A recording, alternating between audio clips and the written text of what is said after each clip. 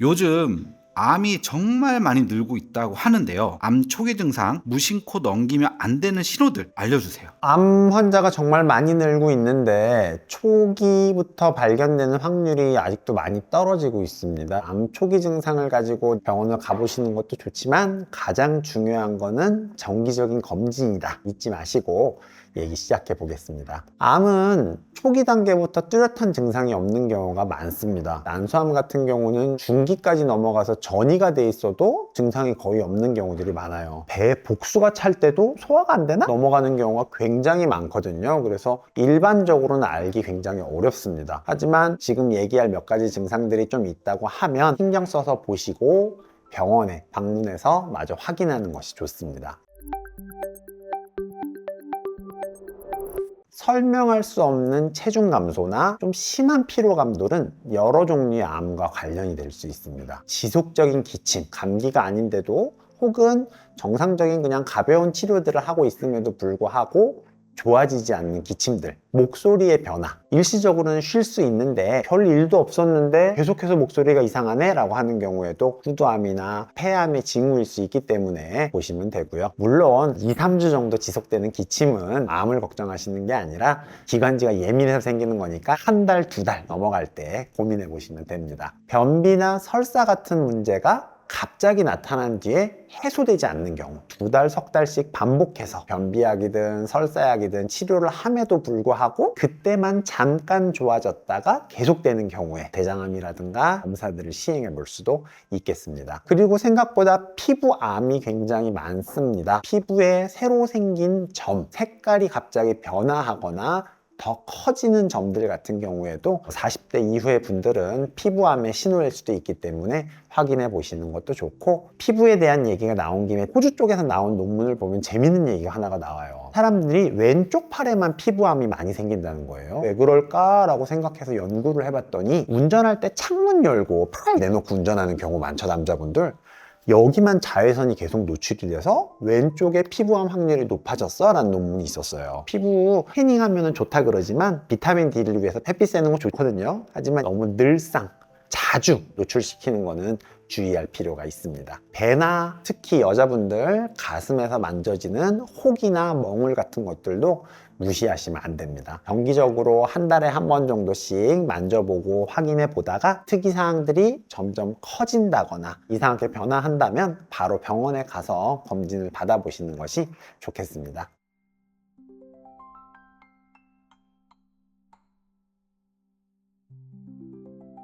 암이 늘어나고 있는 데에는 음식하고도 연관이 많이 있을까요? 있다면 우리가 자주 먹는 음식 중에 어떤 음식들을 조심해야 할까요? 한국 사람들에게 가장 조심해야 될 내용들은 결국은 육류 섭취가 많이 늘었다. 붉은 고기, 예를 들어 소고기나 돼지고기를 말하고, 하얀 고기라 그러면 닭고기 같은 거, 생선 얘기하거든요. 붉은 고기를 많이 섭취하는 것은 대장암의 발생 위험을 높일 수 있다고 알려져 있습니다. 개인적으로는 훨씬 위험하다고 생각하는 것들은 가공육, 햄이라든가 베이컨 같은 것들이 더 위험하다고 보는데, 이런 것들의 섭취를 자주 하는 것들은 문제가 있을 수가 있고요. 지나친 알코올 섭취는 항상 문제가 되죠. 특히 여자분들 체중에 비해서 알코올 노출 농도가 클 수 있기 때문에 간암, 식도암, 유방암의 위험을 증가시킬 수가 있습니다. 특히 알코올과 함께 고지방 섭취를 하는 경우에 더 암의 확률이 증가하기 때문에 술에다가 지방이 많은 음식을 먹는 거는 좀 자제하는 것이 좋겠습니다. 여러분 잘 알고 있는 짠 음식들, 훈제 음식들은 위암과 관련이 깊습니다. 훈제가 된 짠 음식은요, 위장에 들어가서 위장벽을 자극을 해서 훈제가 되어 있는 성분이나 짠 성분들이 더 많이 자극될 수 있도록 도와주는 효과가 있어요. 그렇기 때문에 더더욱 매운 음식, 너무 뜨거운 음식들을 짠 걸로 섭취하는 거는 피하는 게 좋습니다. 먹는 건 아니지만 마지막으로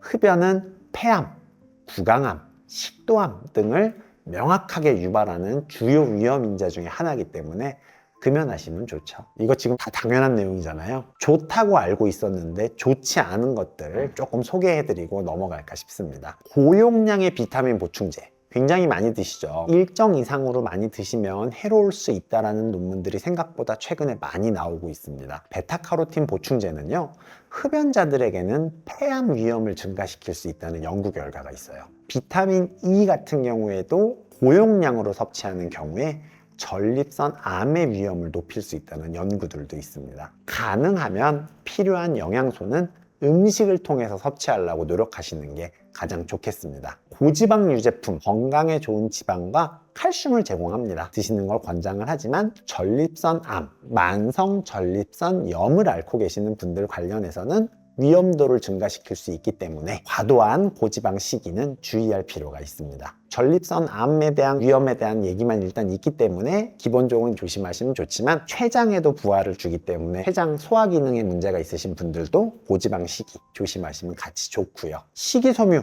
항상 많이 먹으라 그러잖아요. 암 예방하기 위해 식이섬유 섭취하면 너무 좋습니다라고 얘기하지만 지나치게 많은 양을 섭취를 하면 이것 자체가 위장장애를 유발하고 영양소의 흡수 방해를 초래하기 때문에 과도한 섬유질 섭취는 주의할 필요가 있습니다. 특정 영양소나 미네랄의 흡수를 방해할 수 있기 때문에 적당한 양을 유지하시는 것이 좋고요. 소화가 약한 노인층은 더더욱 신경 쓸 필요가 있습니다. 대표적으로 환자분들이 왔을 때 원장님 변비가 심해요 라고 그러시면 제가 물어봐요. 혹시 토끼통처럼 나오나요? 그럼 환자분이 맞아요! 이런 얘기를 해요. 섬유질을 너무 많이 먹어서 그렇습니다. 너무 단백질이나 지방이 없이 섬유질만 섭취하면 소화장애가 생기면서 토끼똥을 보면서 변비가 올 수 있기 때문에 혹시 토끼똥을 보시는 분들은 섬유소 섭취를 줄이고 나머지 섭취를 늘리는 게 좋습니다.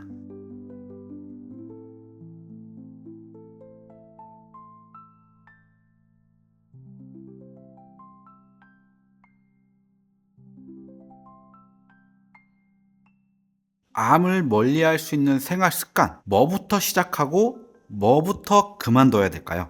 암을 예방하기 위해서는 건강한 생활 습관을 유지하는 것이 매우 중요합니다. 첫 번째로는 균형 잡힌 식사를 하는 것이 중요합니다. 과일, 채소, 가능하면 통곡물 많이 섭취하는 것이 좋고 가공된 식품, 설탕과 지방의 섭취를 줄이는 것이 중요합니다. 탄수화물의 경우에도 가능하면 안 드시려고 그러는 분들이 굉장히 많은데 균형 잡힌 식사를 할 때 권하는 적정 탄수화물 양은요 보통 식사 총량의 40%에서 60%입니다. 탄수화물 섭취량을 가지고 사망률을 조사했을 때 U자 그래프를 그리고 있어서 너무 적어도 너무 많아도 문제가 생기기 때문에 여러분 가능하시면 40에서 60% 정도는 탄수화물을 가지고 가시는 게 좋습니다. 두 번째, 규칙적인 운동입니다. 주기적인 운동은 비만을 예방할 수도 있고 심혈관 질환을 예방하고 암도 예방할 수 있습니다. 나이가 들수록 부족해지는 근력과 근육량을 회복시키는 데도 도움이 되기 때문에 기억하시면 좋은 게 운동은 부족해도 문제지만요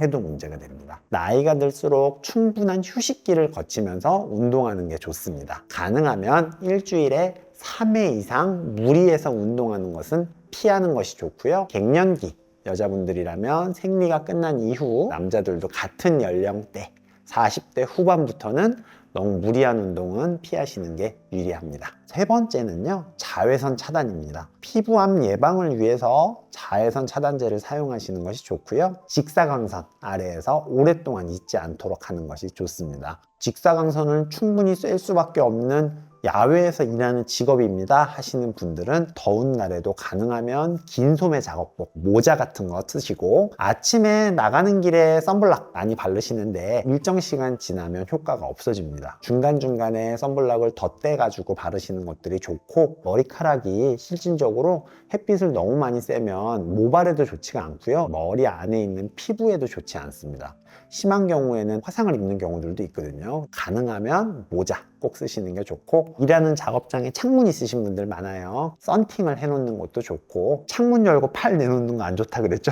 피하시면 좋습니다. 마지막인데요. 정기적인 건강검진입니다. 30대 초반부터 한 번씩 하시는 게 좋다고 말씀을 드리고 40대가 넘어가면 반드시 하는 게 좋다고 설명을 드리고 있는데요. 암은 초기 발견이 굉장히 중요하기 때문에 가족력이 있거나 내가 술, 담배를 많이 합니다. 고위험군인 직업을 가지고 있습니다 하시는 분들은 30대 초반부터 정기적으로 검진을 받으시는 게 좋겠습니다. 몇 가지 통계를 알려드릴 거예요. 음주 안 하면 좋죠, 흡연 안 하면 좋죠 라고 알고 계실 수 있지만 실제로 얼마나 위험한지 알려드리면요, 폐암 같은 경우에 흡연자는 비흡연자에 비해서 발생 위험이 15배에서 30배 정도 높아지고 있고요. 폐암 환자의 85에서 90%는 흡연과 직접적인 관련이 있었다고 합니다. 담배 연기가 들어가는 잎과 후두에서도 같은 방식의 영향을 주고 있는데요. 흡연자는 부강, 인두, 후두암의 발생 위험이 비흡연자에 비해서 6배에서 10배 정도 높습니다. 식도암 발생 확률도 흡연자가 2배에서 4배 정도 높아진다고 알려져 있고, 췌장암도 흡연하는 경우에 위험도가 2배에서 3배 정도 증가한다고 합니다. 방광암도 위험도가 비흡연자에 비해서 2배에서 4배가 높습니다. 왜 그런가 봤더니 흡연을 통해 생기는 발암 물질이 체내에서 대사가 되어 소변을 통해서 배출되는 과정에서 방광에 영향을 미친다고 합니다. 누구나 걱정하는 간암 같은 경우에도 과도한 음주는 간경화, 간경변을 유발을 하고 간암 발생 위험이 비음주자에 비해서 4배 정도 높아진다고 합니다. 유방암이 음주의 영향을 많이 받고 있는데요. 요새 여자분들 중에도 흡연과 음주 하시는 분들 많이 있죠. 매일 한 잔의 와인은 몸에 좋다라고 알려져 있지만 매일 한 잔의 술은요, 유방암의 위험성을 7%에서 10% 정도 증가시킨다고 합니다. 음주량이 늘어날수록 그 위험성은 당연히 커지게 되고요. 음주와 흡연을 동시에 하는 경우에는 부강, 인두, 후두암의 위험도가 30배 이상으로 증가할 수 있습니다. 대장암 마지막인데, 음주가 대장암과 직장암의 위험도를 1.5배 정도 증가시킬 수 있습니다. 제일 중요한 건 두 가지가 합쳐지면 시너지 효과를 가져옵니다. 우리 좋은 효과의 시너지는 좋지만 나쁜 시너지 효과는 피해야겠죠. 음주, 흡연 둘 다 상호작용을 하기 때문에 가능하면 꼭 끊으시는 게 좋겠습니다.